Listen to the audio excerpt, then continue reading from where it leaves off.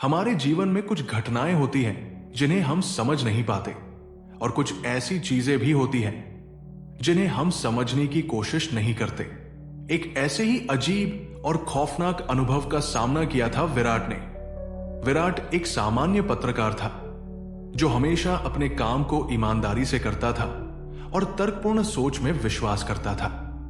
कभी भी उसने किसी आत्मा, भूत प्रेत या अजीब घटनाओं पर विश्वास नहीं किया। लेकिन एक घटना ने उसकी पूरी सोच बदल दी। यह कहानी शुरू होती है जब विराट के सबसे करीबी दोस्त और मार्गदर्शक शिव की अचानक और रहस्यमय मौत हो जाती है। शिव एक युवा पत्रकार था जो किसी खौफनाक केस पर काम कर रहा था, लेकिन एक दिन उसे बिना कोई सूचना दिए मरा हुआ पाया गया। उसकी मौत का कारण आज तक अस्पष्ट था, लेकिन यह उसके परिवार और दोस्तों के लिए एक बड़ा सदमा था। विराट ने कभी सोचा नहीं था कि एक दिन उसे ऐसा किसी के साथ सामना करना पड़ेगा। शिव की मौत के बाद कुछ ही दिनों में विराट को अजीबोगरीब घटनाओं का सामना करने को मिला। सबसे पहली घटना तब घटी जब एक रात उसका फोन अचानक बजने लगा। विराट ने फोन उठाया और आवाज सुनते ही उसकी धड़कन तेज हो गई। फोन पर वही आवाज थी, शिव की आवाज। विराट, तुम ठीक हो? देखो, ये जो हो रहा है इसे समझने की कोशिश करो, वो बोला।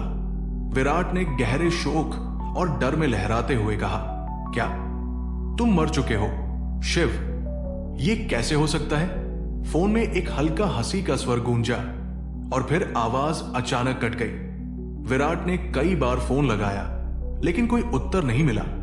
उसे लगा कि यह सब सिर्फ एक कोरी संयोग है, लेकिन अजीब सी घबराहट महसूस हो रही थी। उसने इसे मानसिक तनाव का असर मानकर छोड़ दिया।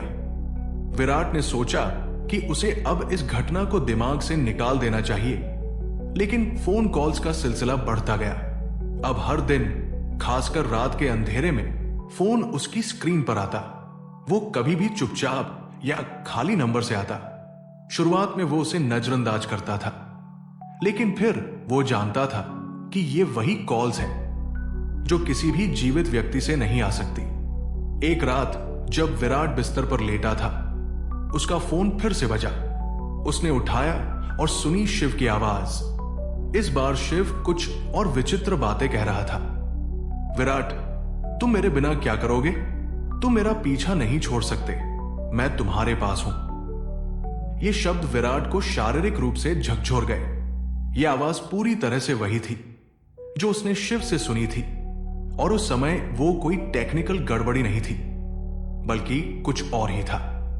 शिव की आवाज में गहरे डर और दर्द का एहसास था। विराट का विश्वास टूटने लगा।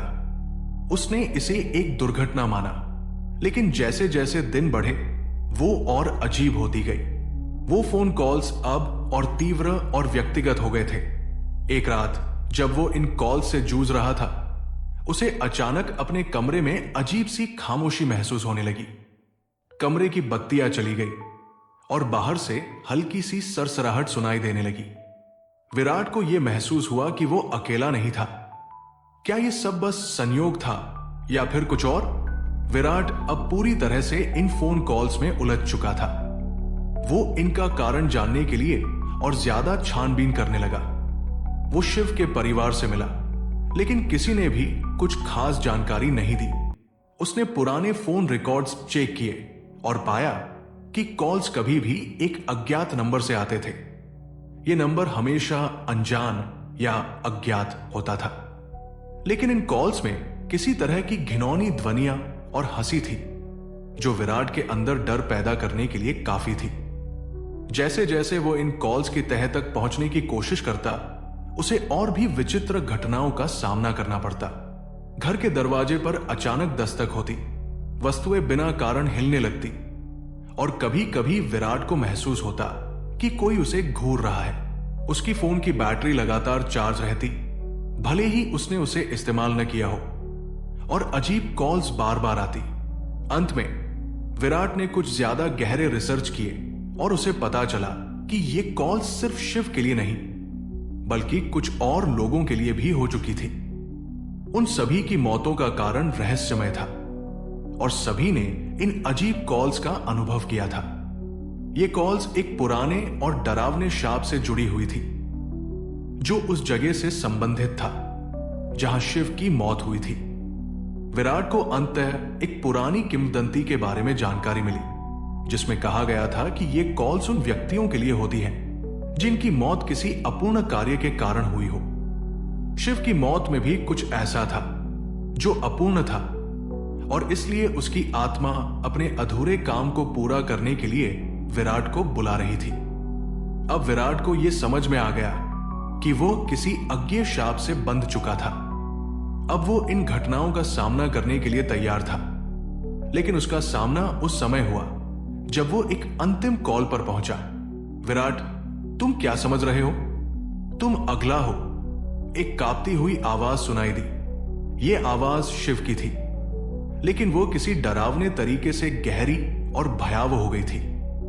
जैसे ही विराट ने फोन काटा, उसने महसूस किया कि ये अब एक खौफनाक चक्र बन चुका था। उसकी भी मौत निश्चित थी, जैसे दूसरों की थी। वो अब अपने जीवन और मृत्यु के बीच की लकीर को समझने की कोशिश कर रहा था, लेकिन ये बहुत देर हो चुकी थी। एक रात विराट ने वो कॉल उठाया।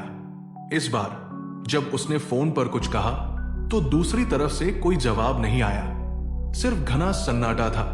और फिर अचानक फोन कट गया। जब वो घबराकर बाहर निकला तो वो खुद को उसी जगह पाया जहां उसने आखिरी बार शिव को देखा था। एक खोया हुआ आत्मा जो अब खुद को मौत के झंझावात में फंसा हुआ महसूस कर रहा था। विराट गायब हो गया। उसकी बॉडी कभी नहीं मिली और उस दिन से वो फोन कॉल्स भी अचानक बंद हो गए। लेकिन एक रहस्यमय बात थी, अब कोई नया कॉल आता था। वो कॉल जो उसके पुराने नंबर से आती थी, वो कॉल अब किसी को भी नहीं छोड़ी थी। क्या यह सच था? क्या वो चक्र अब खत्म हो गया था, या कहीं ना कहीं वो अब भी बाकी था?